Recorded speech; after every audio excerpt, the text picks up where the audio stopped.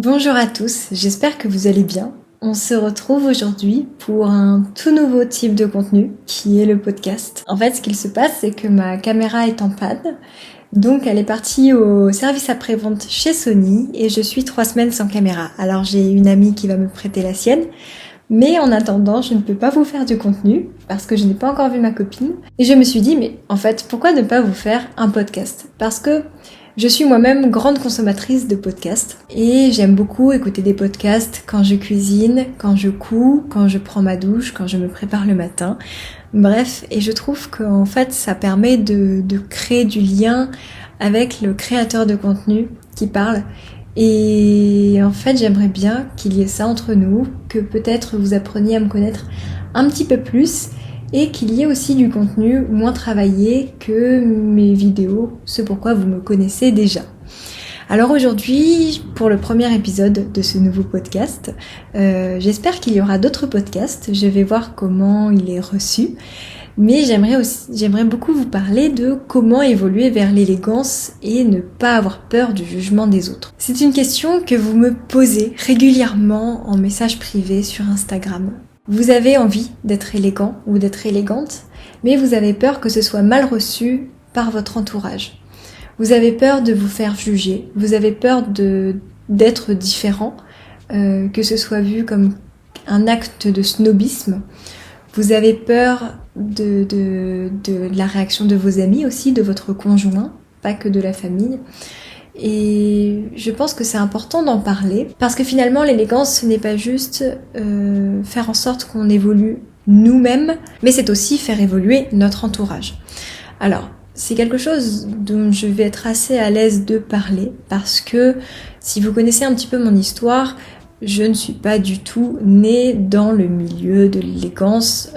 Je n'ai jamais appris à me tenir correctement à table, à dresser une table, à m'asseoir correctement, à bien parler, etc. En effet, chacun son éducation, ça dépend des codes, ça dépend de notre culture. Mais en tout cas, ce n'était pas la mienne. C'est une culture que j'ai appris au fur et à mesure. En fait, je me suis auto-éduquée à l'élégance. Voilà.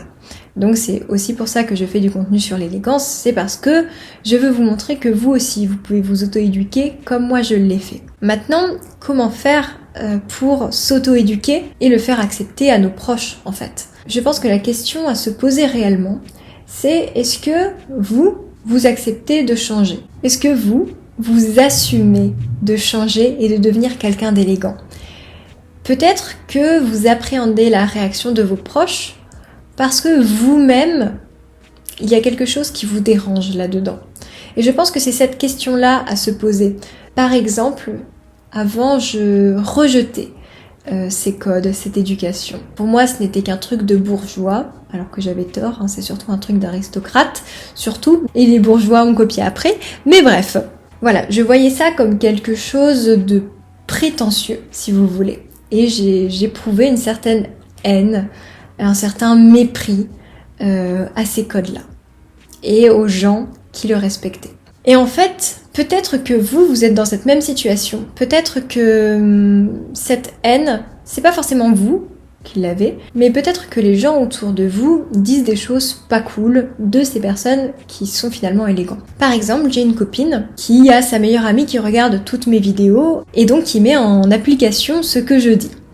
Et la dernière fois, elle a dit à mon amie, qui me l'a répété, on l'avait traitée de bourgeoise parce qu'elle s'était tenue correctement à table. Vous voyez ? En fait, ce sont des petites réflexions comme ça qui peuvent faire peur. Mais ce qu'il faut bien comprendre, c'est que quand on a envie de prendre le chemin vers l'élégance, quand on a envie de travailler sur soi, on le fait pour devenir quelqu'un de meilleur. On le fait pas pour passer pour quelqu'un, si vous voulez. On me demande souvent, mais pourquoi tu fais tout ça alors que tu peux être naturel, alors qu'on peut être soi-même ? Je ne comprends pas. Eh bien moi, je suis restée moi-même, si vous voulez. Mais juste, je travaille ma posture parce que je trouve ça plus esthétique, aussi parce que c'est mieux pour mon corps. Je parle mieux parce que c'est plus agréable à entendre. D'ailleurs, vous me le dites souvent que c'est agréable d'entendre quelqu'un qui parle bien. Eh bien voilà, on le fait pour être plus agréable, pour que ce soit plus esthétique. C'est un art de vivre, c'est un choix. Et le but, ce n'est pas de l'imposer à tout le monde, le but, c'est juste de vous faire découvrir un petit peu ce que c'est. Et si vous êtes tenté par ça, vous donnez des conseils pour que vous aussi, vous puissiez prendre le chemin de l'élégance et devenir meilleur. Et donc, quand on a bien compris ça, je pense que déjà, ça permet d'accepter ce qu'est l'élégance, ça permet aussi d'aimer et d'avoir envie.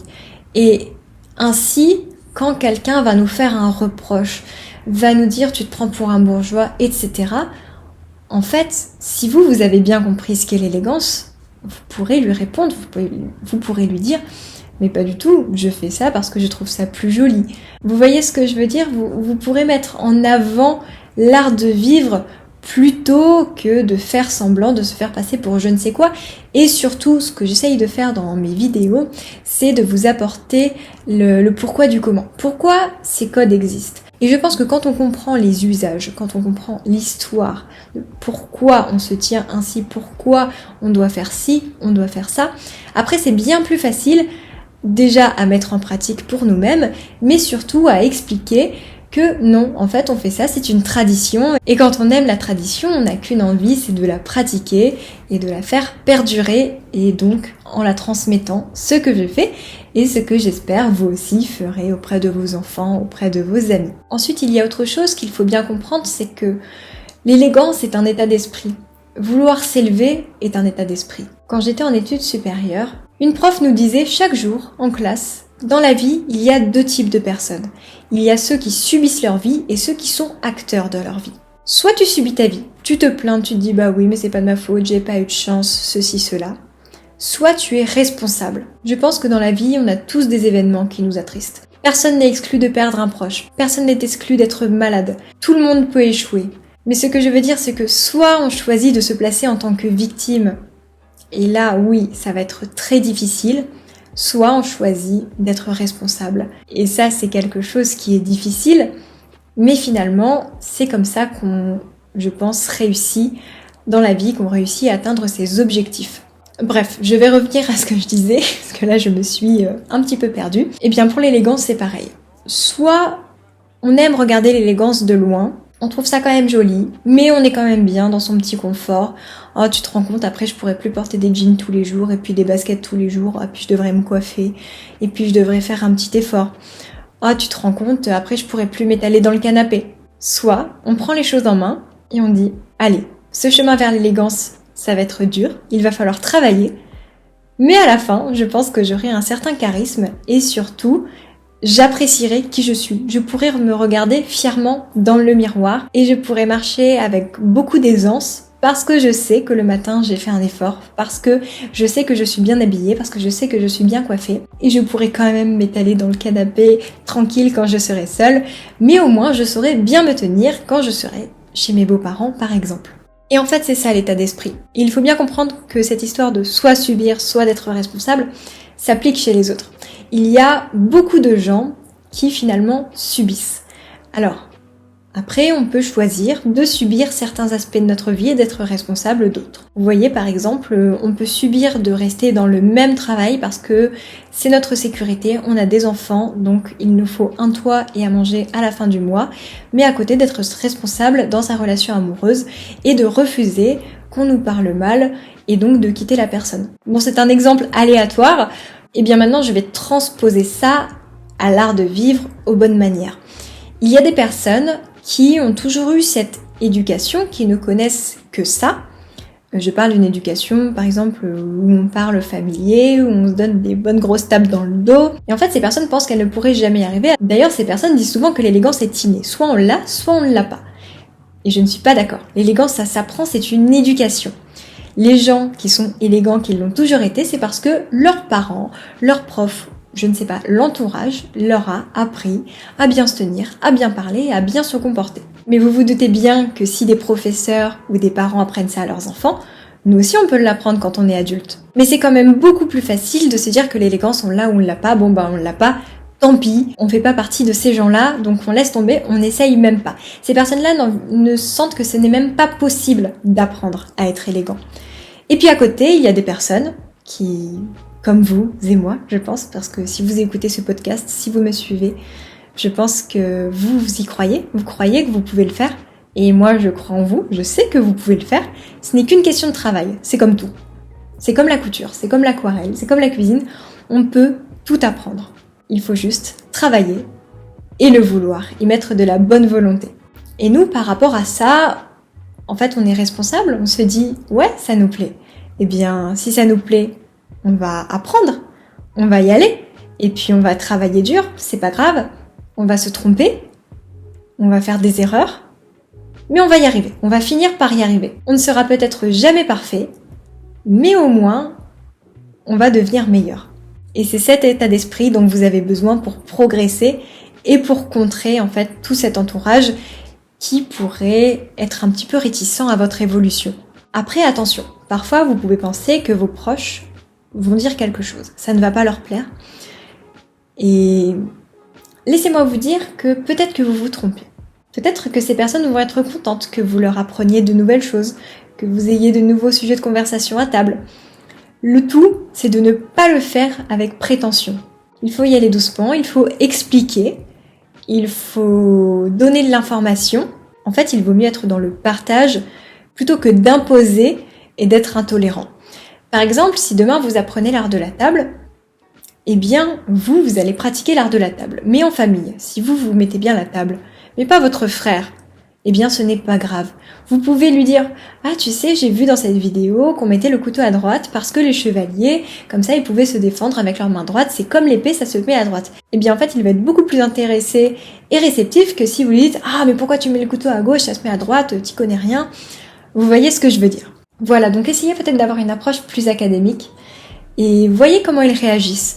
Mais ne vous enflammez pas trop vite, parce que peut-être qu'ils ne diront rien, ou qu'ils seront contents. Par exemple, moi j'ai eu beaucoup de chance parce que ma famille ne m'a rien dit. À aucun moment je me suis pris des réflexions comme tu te prends pour qui, tu renies ta famille, ta culture, ou je ne sais quoi. Jamais de la vie, et pourtant je fais des contenus sur les réseaux sociaux, ils me suivent tous, ils savent tous ce que je fais, et à aucun moment ils se sont sentis gênés par rapport à ça. Enfin, du moins ils ne me l'ont pas dit, et je suppose que s'ils regardent encore mes vidéos après 2 ans, ils ne se sentent pas gênés. Donc je pense qu'il y a une manière d'aborder les choses, et surtout on garde cette notion de responsabilité. C'est à vous de bien amener les choses, et de faire en sorte qu'ils ne se sentent pas mal à l'aise. C'est aussi ça le principe d'élégance, c'est de faire en sorte que les gens ne soient pas mal à l'aise, d'accord ? Ça demande de l'intelligence, ça demande de la bienveillance. Mais si vous réussissez votre coup, vous verrez qu'ils le prendront bien. Et s'ils le prennent mal, c'est peut-être qu'ils sont aigris. J'adore la fin. Voilà pour le premier podcast. Donc c'était un podcast qui n'était pas préparé. Je vous explique, je suis assise sur mon tapis dans le salon avec mon micro, en train de vous parler. J'avais envie d'un univers un petit peu détente et vous parler sans aucune préparation, vous dire ce qui me passe à l'esprit. Peut-être comme si j'étais sur le canapé avec ma copine. Je ne sais pas, mais en tout cas c'est quelque chose que j'ai beaucoup aimé faire. Dites-moi si vous aussi ça vous a plu, si vous voulez avoir un nouveau podcast. Dites-moi aussi quel sujet je pourrais aborder la prochaine fois. L'avantage du podcast, c'est que je peux parler longtemps et je peux approfondir mes pensées, ce qui n'est pas forcément évident dans une vidéo d'1 minute et demie sur les réseaux sociaux. Heureusement, il y a quand même YouTube pour ceux qui veulent me connaître un petit peu plus. Mais c'est vrai que le podcast, ça pourrait être une très bonne alternative à tout ça. Enfin, alternative non, puisque je ne vais pas arrêter YouTube, mais en tout cas, une nouvelle option qui pourrait plaire à certains. Je vous souhaite une bonne journée ou une bonne soirée, ça dépend à quelle heure vous écoutez ce podcast. Je vous embrasse et je vous dis peut-être à bientôt en podcast, ou en tout cas, très sûrement à bientôt sur les réseaux sociaux en vidéo. Bisous!